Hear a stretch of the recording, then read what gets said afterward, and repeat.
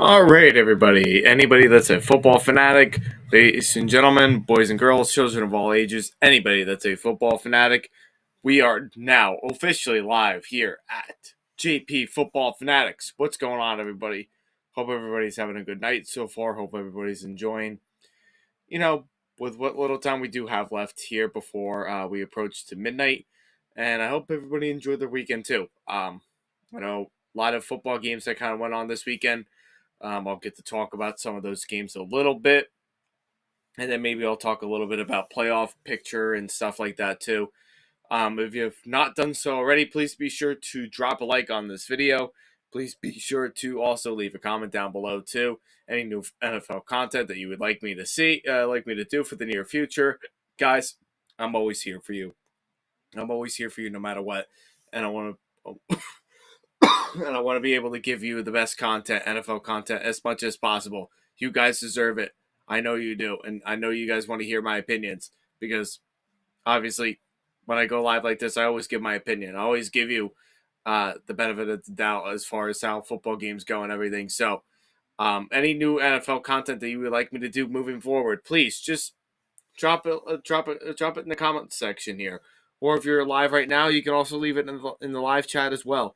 So that way you guys are helping me out, help me out with this kind of situation. And, the channel will grow to be bigger and better than it already is. Also, if you want to, too, also hit that subscribe button, hit the notification bell, too. Anytime that you do that, you'll be updated with upcoming events, upcoming live streams that you guys can keep forth with. So, do all those things, all will be good, and that will be that for that. So, without further ado, let's get into Week 18, my recap for Week 18 reaction and recap. So, let's get right into it.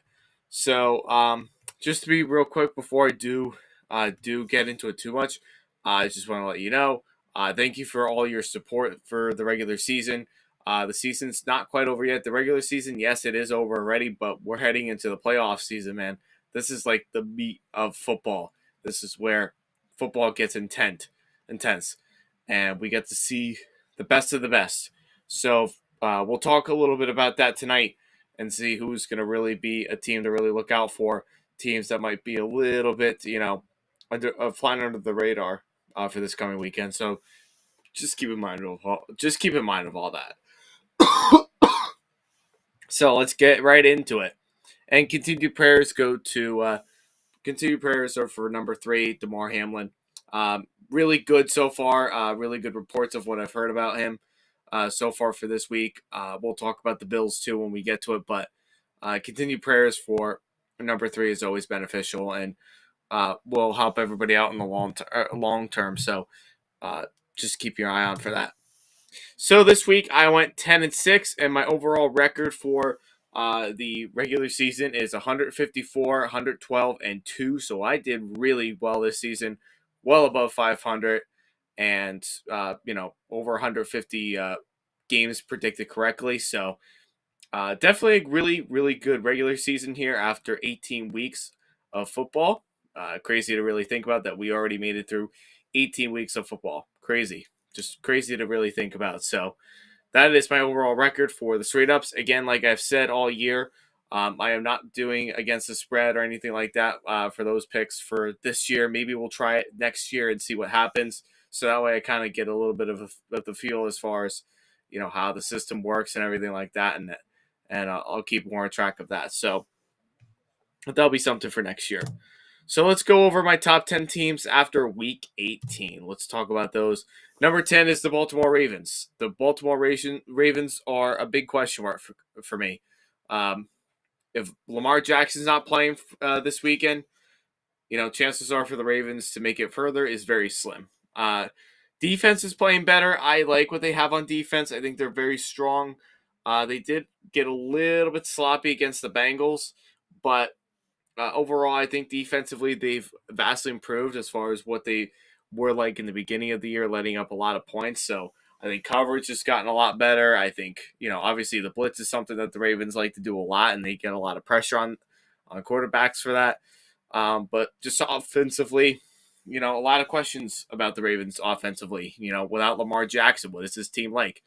uh, you know, they have not really been able to perform. I think a lot of the reasons is because there's really no passing game involved. There's no receivers really that you can rely on, and so on and so forth. So this is a run first team, but they've got a lot of questions to think about. Moving forward with obviously going into the postseason if they want to make it far. They got a lot of questions to really think about here as far as what they're going to do moving forward, as far as what they want to do about the Ravens and their organization and what help they need going into the offseason. Number 9, the Dallas Cowboys. The Cowboys looked absolutely positively dreadful against the Commanders on Sunday on both sides of the ball. Dak threw some interceptions here, had some turnovers here from this offense of the Cowboys, and chances are for the Cowboys to lose this weekend to the Bucs is very, very possible. This team is just not where they're supposed to be. They have not played anywhere with what they played for several weeks. They look very, very subpar offensively, and both of the offensive line that's not protecting well. Dak Prescott throwing some interceptions, and the Cowboys are looking like the team who I thought they were going to be this year. Not great, not terrible, but just meh, not really anything exciting. So that's what they're really playing like right now. So that's for a team that's 12-5 heading into the postseason and just playing like that is very interesting to me. But the team that's ranked above them is an NFC East foe, the New York Giants. The New York Giants, yeah, they don't have the talent. They don't. Let's be honest. They don't really have any good talent around them. However, with this team being played, I thought they played a good game against the Eagles. I know they were getting beat up quite a little bit. But I thought they had a good game plan against the Eagles, even with all their backups in. I think the Eagles struggled with that. The Giants are a very well coached team. Daniel Jones, I've been critical with him all year a little bit, but I do give him credit where credit is due. I think he's way more content with the system that he's working under now versus what he was in previous years. I think this is the guy that's going to be, I think he's going to, really take command. I think this is an opportunity for him to, really showcase with what he's got. And also for the coaches too. I think this is a very well coached Giants team. I think they play very well under this coaching staff. They get the job done. And that's the most important thing. Number 7 is the Minnesota Vikings. I was very high on the Vikings all year, but within the last several weeks, not been as high on them as I was earlier in the year. And it's mostly against defense, obviously. Defense played well against the Bears with what they had in Chicago. I thought Kirk Cousins had a pretty good game plan. I thought he played really well in Chicago, which is something that, was not really expecting that much to happen from the Vikings. I didn't think they were really going to, have the game that they did against the Bears in Chicago, but they did. They played a fairly contested game. They're at number 7 still. I think they're still a tough team to play. I think the Giants, when they travel to Minnesota on either Saturday or Sunday, I think this is going to be a tight contested game. I think it's going to be exactly the kind of game that we saw the last time when these two teams faced, and which was only about 3 weeks ago. So, the Giants have a good shot of beating them this time. So we'll see what happens here. But the Vikings are at number 7. Number 6 is the Chargers. The Chargers, man, they're exactly who I thought they were going to be this year, and they're playing it right at the right time. The Chargers, both sides of the ball, looking very sharp. Coaching decisions have been doing really good lately.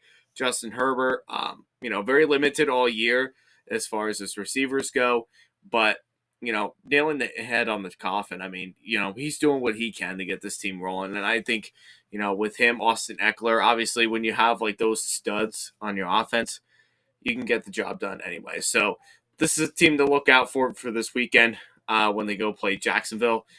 I think they're a good team. I think they're a very good team that's on the rise, and they're looking for, a good postseason and see where they can go.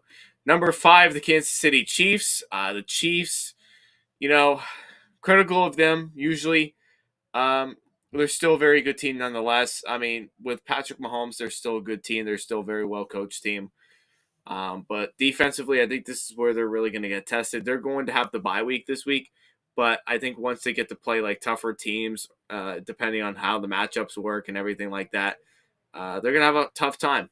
They really will have a tough time of beating these tougher teams. Like if they got to go play the Chargers, they'll have a tough time with them this time because of how vastly improved the defense has been for the Chargers. Or if they got to play the Bills or the Bengals later on, it's going to be a tough game for them. This is the year. This is like the time now where a lot of teams are going to be playing for a championship. They're going to be wanting to play for a Super Bowl. Obviously, the Chiefs are usually in it every year or close to it every year. This is their year where they've got some teams that are better than them in terms of talent wise. So we'll see how they really match up with that when that time comes. Next, we got the number 4. We got the Philadelphia Eagles. The Eagles probably had Jalen Hurts. They had pretty much all their starters play this entire game, and with Jalen Hurts coming back from injury, it was expected that they weren't really going to play their A game. They were going to have some struggles here and there. And, obviously they did. I think defensively, I thought they played well. Obviously the Giants didn't play all their starters. They had Davis Webb at quarterback. They had Matt Breida as the starting running back there too. So, backup players and the way that they played, you would have thought they would have blown them out more. But again, goes back to coaching though. The Eagles are at the top of the NFC. We'll see how they go. They get the first round bye, which is something that they definitely do need in order for Jalen Hurts to have a safe recovery. This team is looking like where they looked like a little bit in the beginning of the year, but like this midpoint of the year, so they're kind of stumbling down a little bit, and this is not what the Eagles want. So, Eagles are at number 4. Number 3 ahead of them is the Cincinnati Bengals. They had a nice game against the Ravens.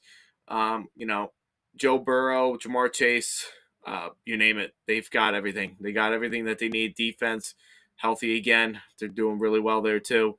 Well-coached team. They're looking like they're search for another playoff run here en route to a Super Bowl, which is very, very likely, unless they can get past the Buffalo Bills. And the Bills are at number 2. They're slightly better. I believe they're slightly better. I think Josh Allen is slightly better than Joe Burrow right now. I think they're a slightly better coach. I think Sean McDermott is slightly better than Zach Taylor, and I like Zach Taylor as a person. I think he's a good play caller too. But the Bills, I believe, are with any team you have with Josh Allen in it, and if you have both good sides of the ball and you have really good balance here too, I just think that the play calling for the Bills is you can make the legitimate argument that the Bengals coaching staff and their coaching calls is better than the Bills, but I just put them because of Josh Allen. I think Josh Allen makes the best of what he's got, and this defense is really good too. You don't want to mess with this Bills defense. Bills are at number 2. And then number 1 right now, we'll see if this changes or not, but the San Francisco 49ers are at number 1. They're on their third string quarterback with talk that Jimmy Garoppolo might be able to come back, for the playoffs and see what happens there. But the 49ers are a very sharp team. On both sides of the ball, coaching staff, they got the best coaching staff in the league. This team is en route to so many great things moving forward in this postseason, and I'm excited to see what they can do. So let's move on. So the Chiefs clinched the number 1 seed in the AFC playoff picture. So they were able to do that on this past Saturday. They beat the Raiders 31-13. I think this game probably would have been a little bit closer, but I think defensively for the Chiefs, I think the pass rush, Chris Jones had an amazing night. Was able to get some sacks on Jarrett Stidham. Got through with this offensive line from the Raiders, and I just think they just made several more plays better than them, and they executed much better. This defense for the Raiders started out hot a little bit. They kind of kept themselves in the game for momentarily, but the Chiefs were able. I think this was just an outmatch between two really good offenses here, but the Chiefs at the end of the day just got it done because they have the right quarterback, they have the right coaching staff, they have the right offensive coordinator, you name it. So they were able to beat the Raiders in, I would say, about convincing fashion. I don't know how much of a difference it would have made if Derek Carr was the quarterback for the Raiders here or Jarrett Stidham. I don't think that really would have made too much of a difference here. I think the Chiefs kind of still win no matter what. But I like, I kind of say this, I like what the Raiders do have. I think they have the talent. The talent is definitely there. You cannot deny that the talent is not there. It is. Um, the coaching staff is there. They need to get things, tweaked up a little bit, but they're still a good coaching staff. I think their biggest really issue is if they can find a quarterback that fits into Josh McDaniel's system very well. So as far as off-season plans go, I believe the Raiders are going to trade up Derek Carr. He did request for a trade. I believe that is going to happen. And as far as the team that he's going to go to is still in question, but there's a couple teams I think Derek Carr would look good in. But we'll talk about that for a different video, not so much tonight, because I want to talk more about what's going on, for this weekend and teams who performed and everything. But but But the Raiders, what their plans are, obviously, is going to be trading away Derek Carr. They're going to want another quarterback in here. I don't think Jarrett Stidham is the person that they want to keep in this offense. Despite him being under Josh McDaniels back in New England, I still think there's just a lot of what they need to think about of what they're going to do. They definitely need to improve on this defense. I think that might be something that they might be looking into. Hopefully, they will look into how they can improve on this defense this year. I think that's really important there. I think what the Raiders do have in store as far as quarterbacks, obviously, everybody wants to say Tom Brady is going to be the quarterback for the Raiders, which I don't personally see happening. I think this might be the last hurrah for Brady, win or lose. But nonetheless, I think they will be looking for a quarterback in the offseason. I think they're going to probably look for a quarterback that's already experienced. I think they're going to find one that is equipped to Josh McDaniels' offensive scheme and what he wants to do for this team. But then as far as everything else goes, we'll see how they do. But I think the things that they're going to be looking at this year, what they weren't able to do in closeout games last year, this past year at least, is defense. I mean, that's just the biggest thing. We all thought the defensive line was going to be vastly improved this year for this team and create consistent pass rush. They have not been able to do that. So they're going to be working on that. The corners were very slow. They were very sluggish this year. That's a need that they're going to look into too, so that way they can play coverage better. Historically, the Raiders' defense has not been really good, but in terms of what they can do offensively and what they need to do to balance out the evenness between the offense and the defense, they got to pick up the right players. They got to pick up free agency. I think that's where they'll get their quarterback. And they got to find defensive players that can play. I think they got to think about the corners that they're going to get, and so on and so forth. But the Raiders, I like what they have. I think they can move on. I think it's a good idea to move on from Derek Carr, see what we can do, try something new. As much as I like Derek Carr, as much success as he's had with this team for, a lot of years of what he's been able to do statistically and what he's been able to provide as far as his capability of playing football, it's the right move to move on from him. I think at this point, I think it's time to start scratch from them a little bit, look on what you can do from defense, and then try and get a veteran quarterback. I think that's something that they can do. Now, like I said about the Chiefs before, I'll move on to the Chiefs again. The biggest thing that they're really going to have to look into is like their later part of the game. So, whichever game is like between the 3 and the 6 seed, whoever the lowest remaining seed is, that's who the Chiefs are going to play, and are they going to be prepared for it? Like, for example, in the semis, like the divisional round, are they going to be able to play? If Jacksonville beats the Chargers, are they going to be able to beat either the Chargers or the Jags this time? Last time these two teams both played against them, they especially the Chargers always play them tough. They almost made a comeback. Is this the time that the Chargers have the opportunity to be able to do that, despite the game being an Arrowhead? The Jags are a different team this time around than what they were 2 months ago. Are they going to be able to match up well against the Chiefs? Are they going to be able to take advantage of their weaknesses? Is Trevor Lawrence going to be able to answer all those questions and have this team on command and get ready to go?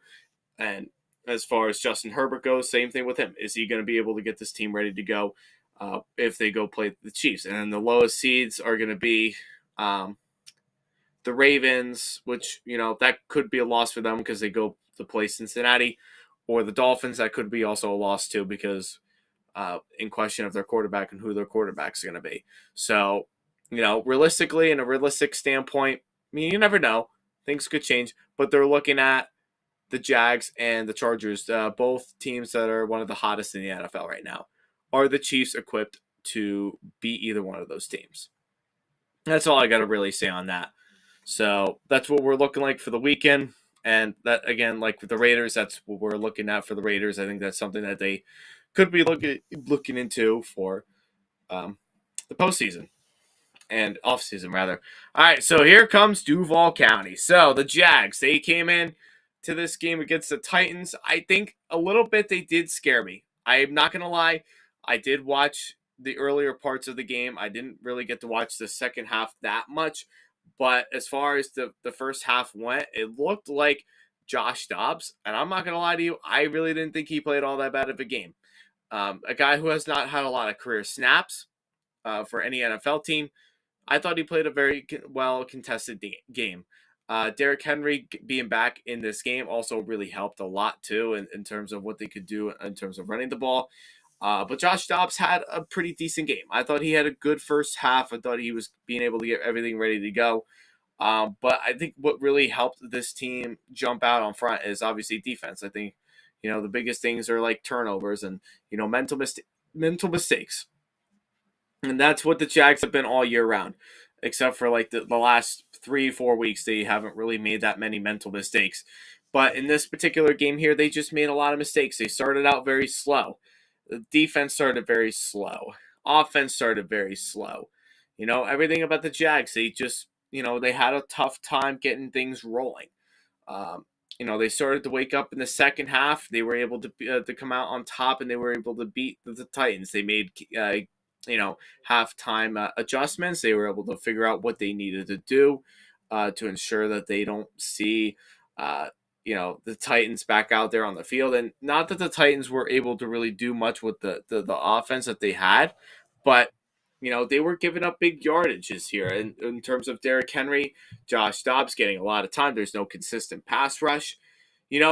Like the Jags are a good team. They are a good team. They proved me wrong this year, and I'll admit that right here, right now on camera.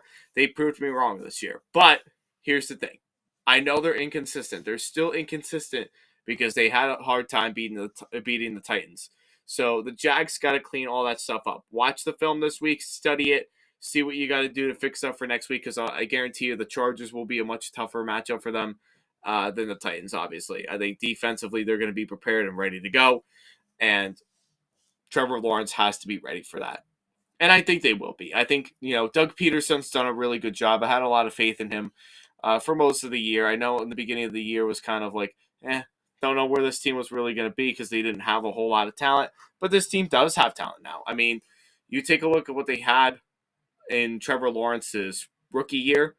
Who do they have? James Robinson. That was pretty much their offense. Now they've got good receivers of Christian Kirk. They got DJ Chark, Zay Jones, who's a deep threat down the field. Evan Ingram, surprisingly, has had a pretty good year this year. Travis Etienne, after trading away James Robinson, has been a big addition to this team.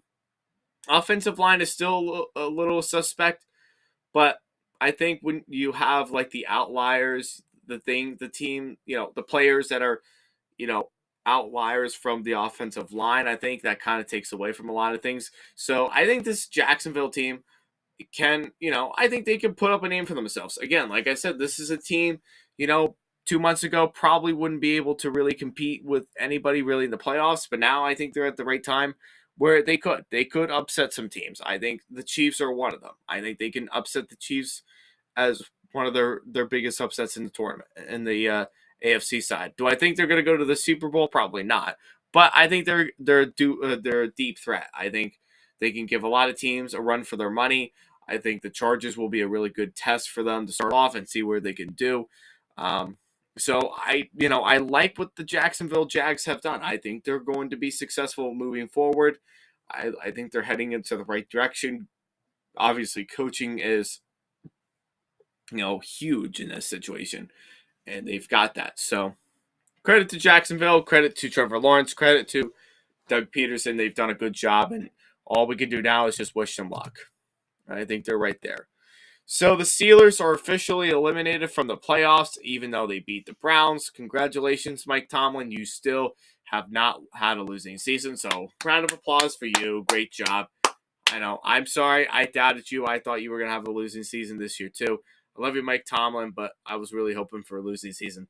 But I digress. Anyway, the Steelers, yep, they're officially eliminated. And, despite the win with the Browns, they had to depend on either both the Dolphins and the Patriots to lose. Obviously, one of their wishes came true, and the Patriots did lose, which we'll talk about in a bit. But the Dolphins ended up winning. Therefore, they lost that head-to-head victory, and the Dolphins were able to clinch that last wild card spot. So the Steelers, on the other hand, I think both teams,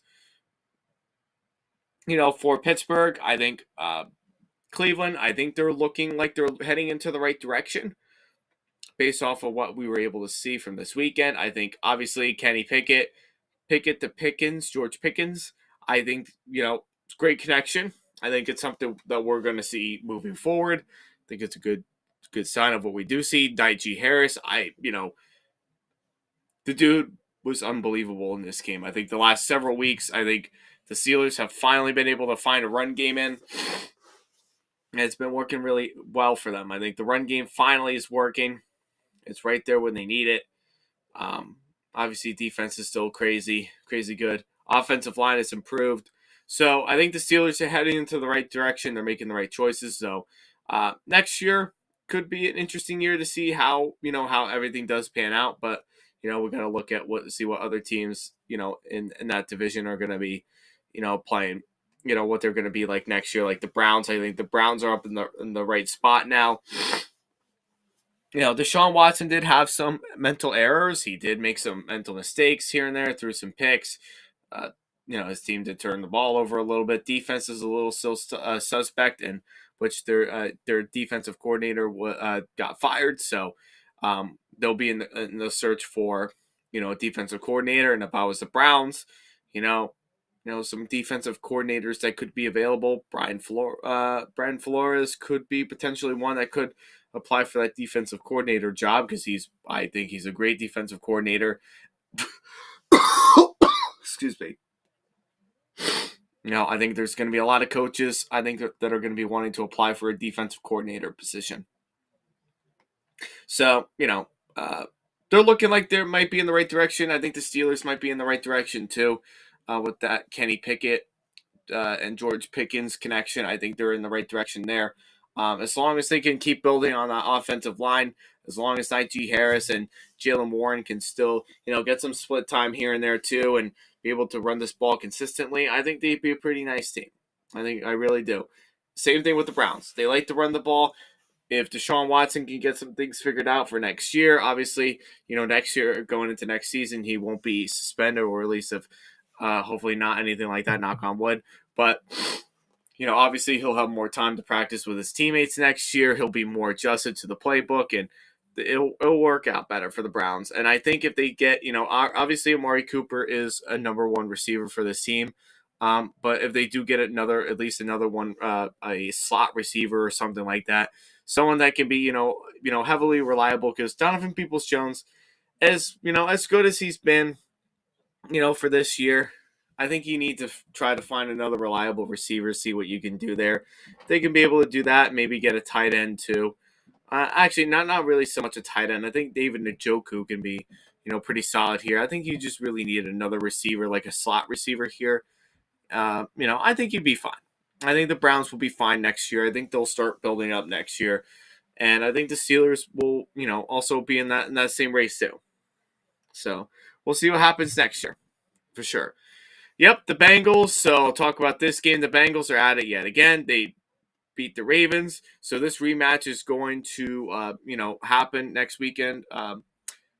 Whether Lamar is ready or not, this Bengals seems tough.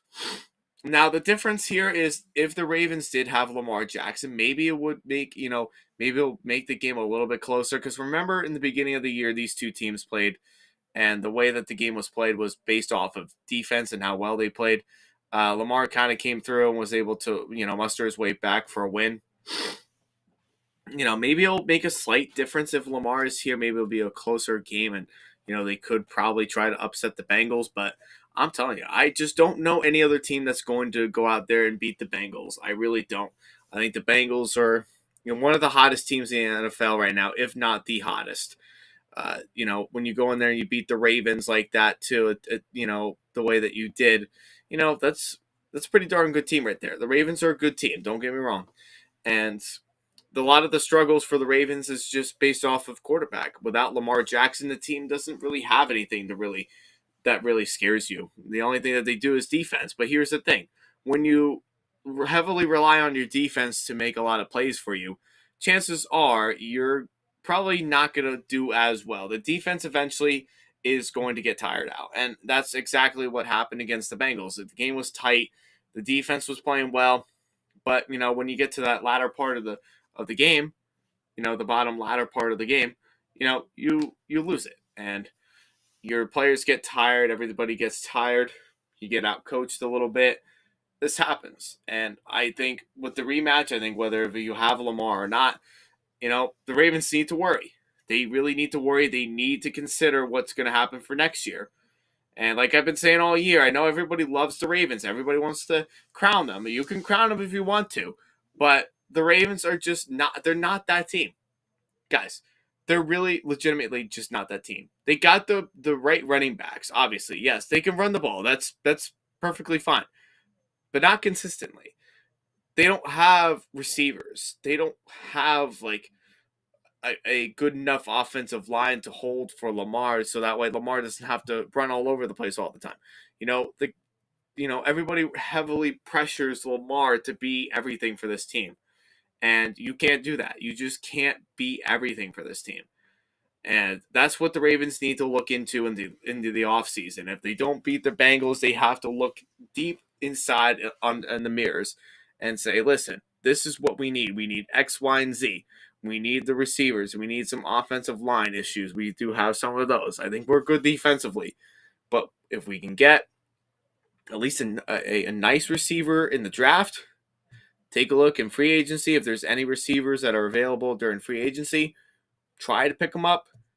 I think we need, a solid slot receiver too. I think, if they just tweak up some things, the team would be very dangerous.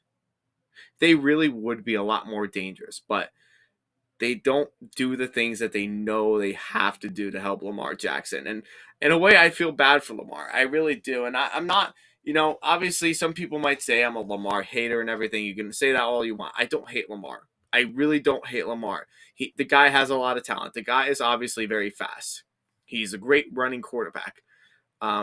He's improved every single year as far as throwing the ball deep down the field and being accurate with it. Yes, he has improved in those numbers every year, but the guy is very limited. He's, in a way, he's limited to what he has to throw the ball to. Like with who's a good example to really, compare Lamar to, maybe like a Justin Fields or something like that. So just I want to kind of compare with like current times, like Justin Fields. Who does Justin Fields throw the ball to? Nobody.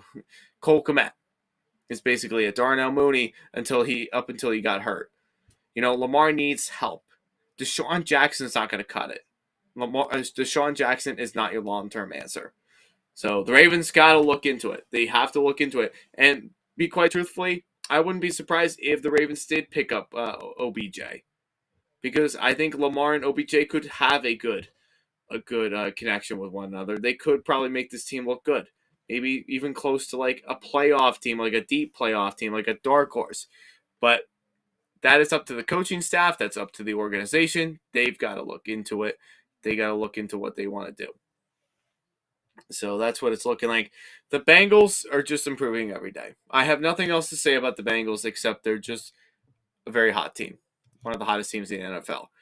All right, Patriots, Bills. So, obviously, pretty much the entire nation wanted the Bills to win, and that's exactly what happened. And I picked the Bills to win, too, because the Bills have been on a tear all year. And obviously, with Damar Hamlin being on their minds, that's something that's gonna kind of be with them.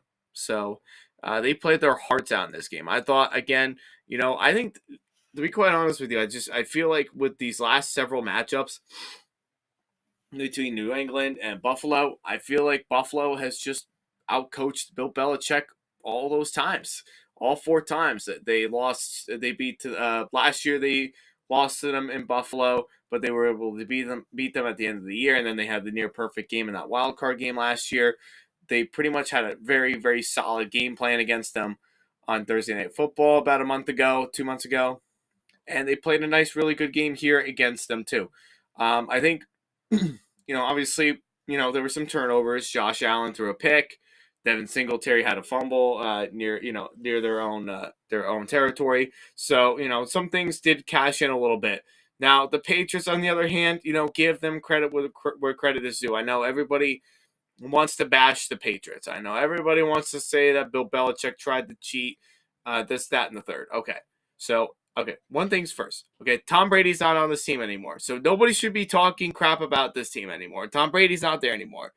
Love him, hate him, he's gone now. So we're moving on from the Tom Brady thing in New England. Okay, but I thought the Patriots played a fantastic game. Minus Mac Jones' 3 interceptions, I thought the Patriots played a fantastic game.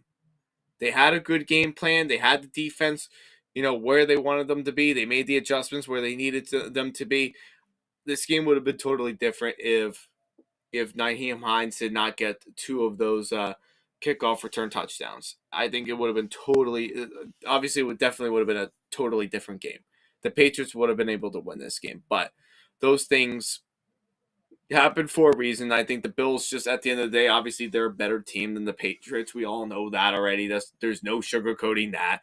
But the Bills came out, with their heads chopped off, like chicken running around with a chicken with the head chopped off. They played their A game.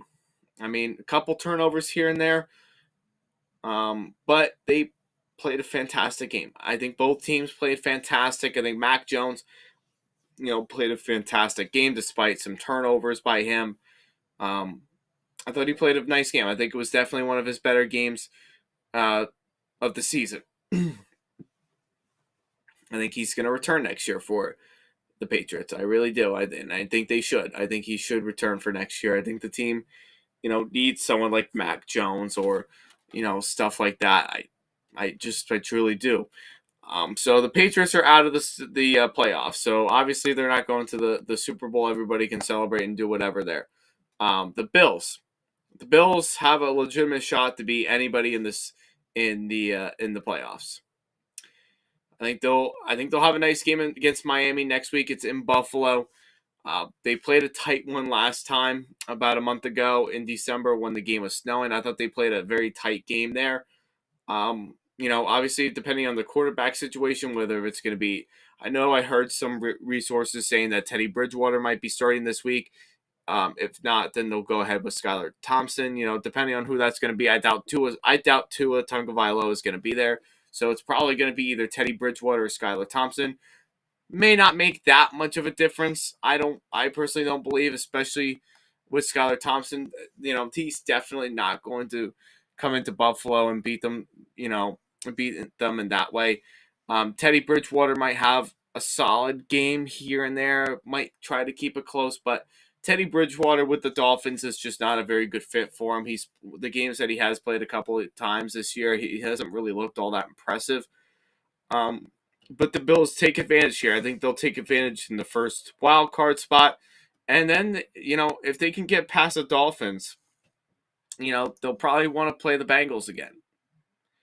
And as far as I know, that might be like a neutral place as far as that setting of the Bengals and the Bills if that game does happen.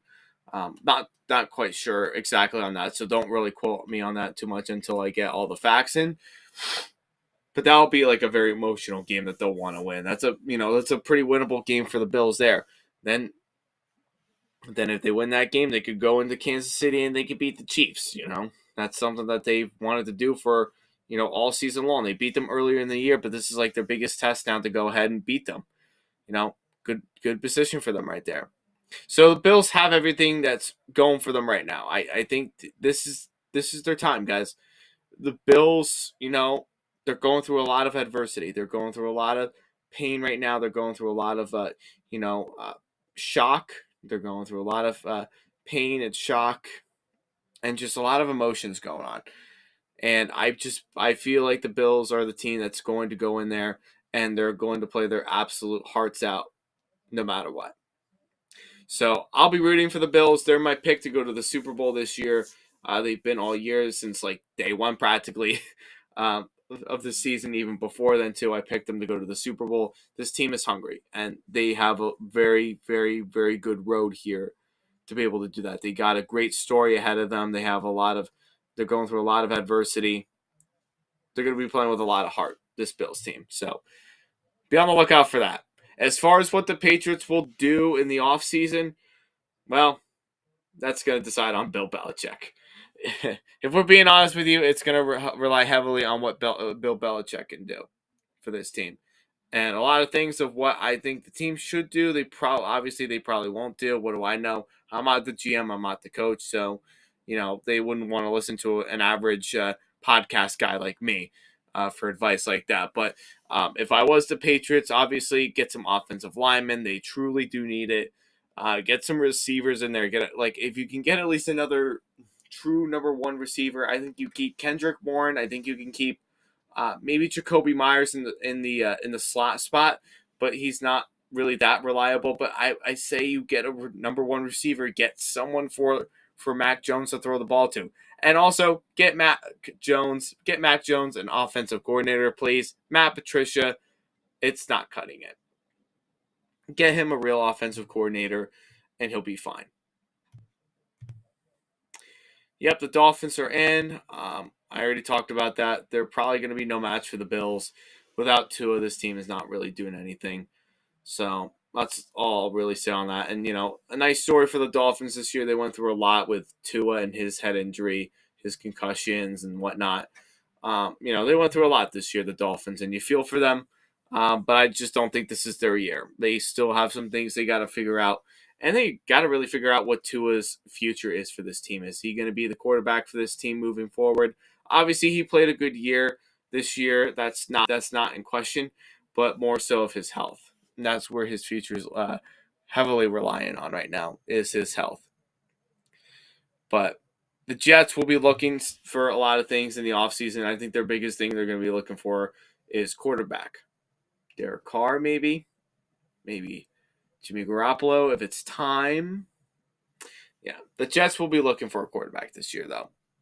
That's all they'll really look forward to. I think that's really all the Jets really do need is they need to get a quarterback and some offensive linemen.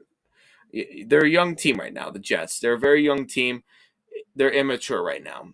They will get there. I truly do believe the Jets will eventually get there. Maybe within next year or two.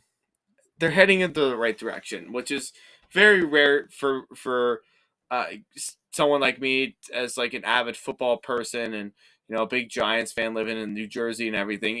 It's very hard for me to say how good or bad the Jets are going to be. It's just feels very weird that they're for me saying they're heading into the right direction, just knowing what their franchise is like. But I truly do think they're heading into the right direction. They just need to get that solid quarterback play in that they can keep for long term. So the Commanders, they went in. They did not play Carson Wentz nor Taylor Heineke. They went to Sam Howell. Not a bad debut by Sam Howell. Jahan Dotson, obviously, he is a legitimate receiver for this team as a rookie. He had a fantastic rookie season. He's the guy moving forward. He's going to be something really special. So whoever their next quarterback is going to be for this team, I don't know if Carson Wentz is going to be here next year or not, or Taylor Heineke for that matter, depending on what happens. I know they fired their offensive coordinator today for Washington, which was something that was probably needed. But I thought they would have fired Ron Rivera before they fired the OC. Just saying. But you know what really kind of gets me aggravated, and I just kind of want to know little bit of a backstory on this. Why didn't they play like this last week? Can anyone like question that? Like, can anyone answer that? Why couldn't the Commanders play like this last week? They absolutely, positively obliterated the Cowboys. The game was not even realistically close. Let's be honest. It wasn't anywhere close. Defense couldn't get anything started. Obviously, offense was just atrocious. That's why I'm saying the Cowboys could get embarrassed by Brady next weekend. But why couldn't the Commanders play like that last weekend against the Browns, who are already out of the playoffs? Why couldn't they play it like that, like they did this week, like they could have last week? I don't get it. I really don't. And I don't understand this team. I really don't, because I did have my hopes in this team this year. I always knew the talent was there for this team. But I think a lot of it also has to do with coaching. I think it's play calling that they call, and it's these weird decisions that they make. They've had a historic millions of quarterbacks around the league, and they can never really find like their true franchise guy. They thought Kirk Cousins was, and that didn't really work out, so they traded him to Minnesota, and look where he is now. He's doing fantastic over there. And now they've been struggling. Now they're struggling again after the whole Kirk Cousins thing with him getting traded away. They just, Alex Smith comes in there, breaks his leg. He was able to come back 2 years later. They had Kyle Allen. They've had a lot of starting quarterback. This team has had a lot of starting quarterbacks. So, we got to know what's going on with this team. What are they going to be like next year? What are they going to possibly be like next year? Because the talent is there. They just got to play it, and they got to call better plays, and they got to make better decisions as far as quarterback play.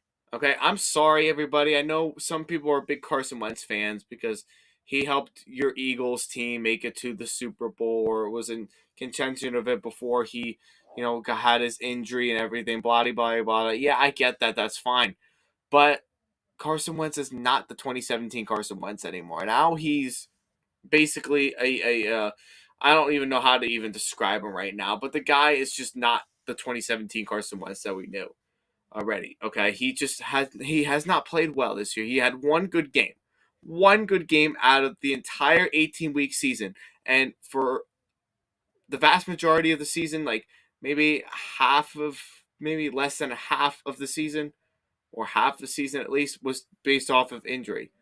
He got to come back for one more game towards the end of the year. And what did he do? He just didn't play well because he didn't have enough practice time. They just elevated him from the IR, and they thought, well, we're going to play him because we're paying him all this money.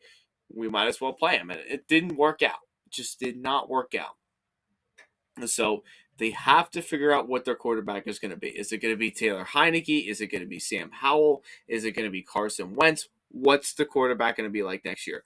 That's what this team has to get figured out. They had it right with Taylor Heinicke.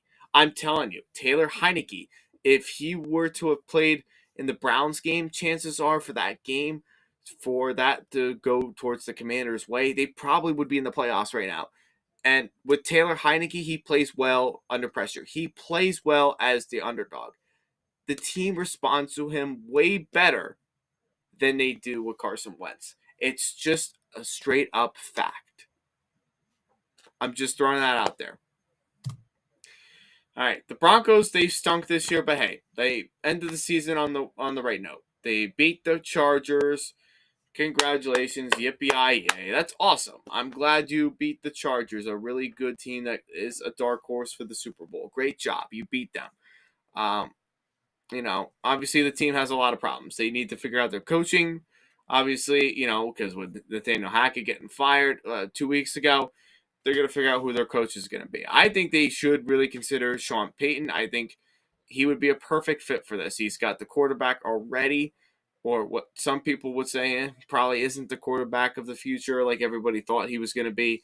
But I think he can fix this team together. I think you need to call up Sean Payton for you to come over and coach this team, because I think he would have a lot of success. They have a lot of things they need to work out for next year. Obviously, their offense stinks. They need to fix up on that next year. The offensive line needs to get better. Russell needs to play better, so you got to find something that works best for him. You got to find legitimate receivers. The receivers that they had this year were okay at best, but they weren't difference makers, and they all really didn't separate much from one another. I don't think Cortland Sutton or Jerry Jeudy really separated from each other that much.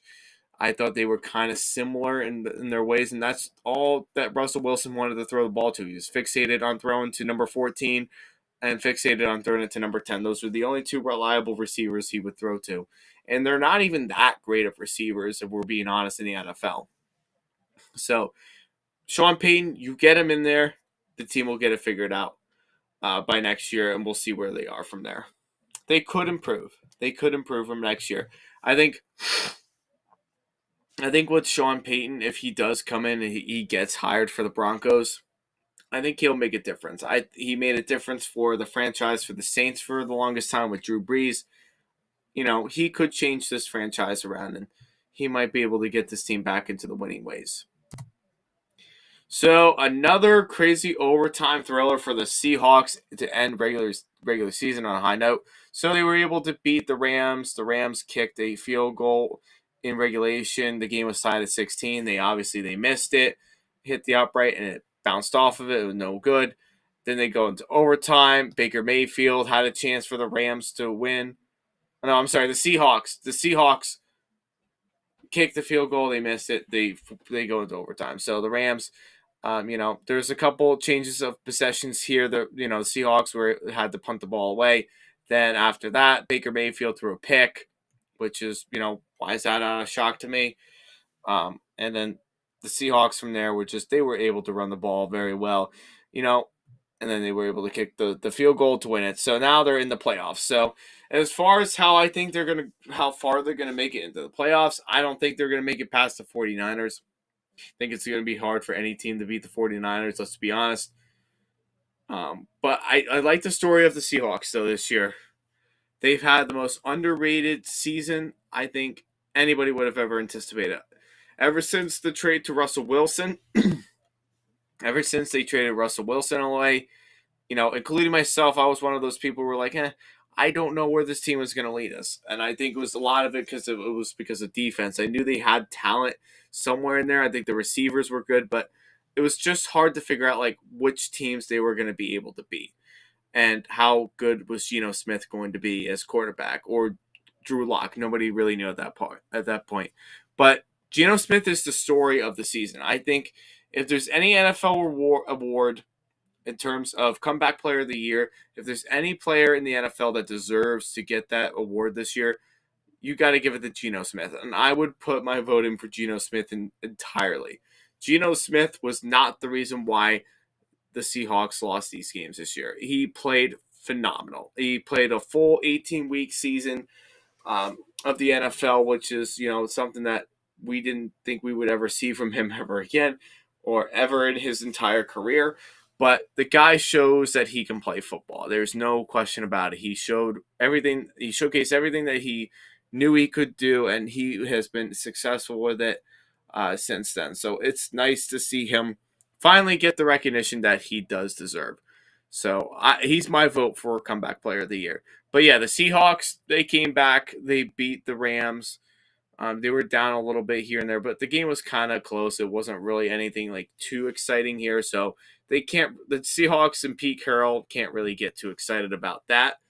But what they can get excited is how they made it to the playoffs after everybody was writing them off from earlier in the season, including myself, even before the season started. So, I'm happy they were able to get themselves back into the playoffs. I'm glad it's working out for them so far.